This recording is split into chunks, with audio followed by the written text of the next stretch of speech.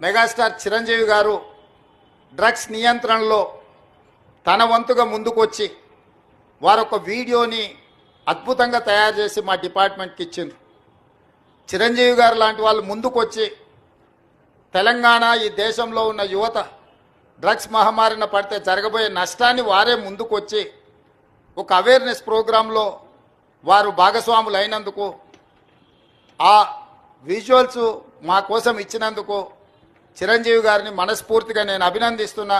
Cinema ఇండస్ట్రీలో ఉండే ప్రముఖులకు కూడా నా సూచన, మీ కొత్త సినిమాలు రిలీజ్ అయినప్పుడు టికెట్ ధరలు పెంచుకోవడానికి జీవోల కోసం ప్రభుత్వాల దగ్గరకు వస్తున్నారు, కానీ సామాజిక సమస్య అయిన సైబర్ క్రైమ్ డ్రగ్స్ నియంత్రణలో మీరు మీ సామాజిక బాధ్యతను నెరవేర్చడం లేదు అని మా ప్రభుత్వం భావిస్తుంది.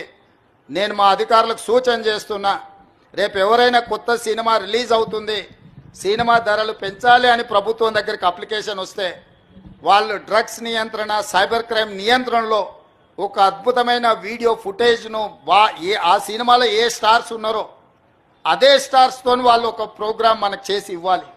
అది ప్రీ కండిషన్.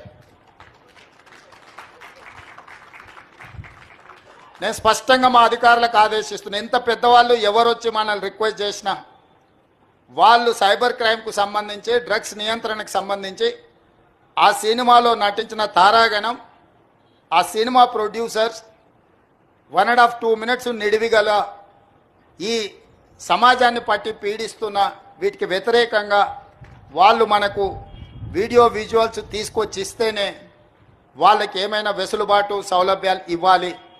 ఎందుకంటే సమాజం నుంచి ఎంతో వాళ్ళు తీసుకుంటున్నారు, సమాజానికి వాళ్ళు కొంతైనా ఇవ్వాలి, అది వాళ్ళ బాధ్యత.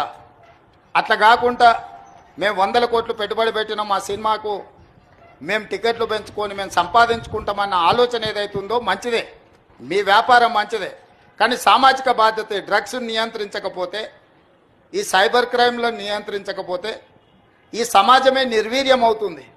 ఈ సమాజాన్ని కాపాడాలి.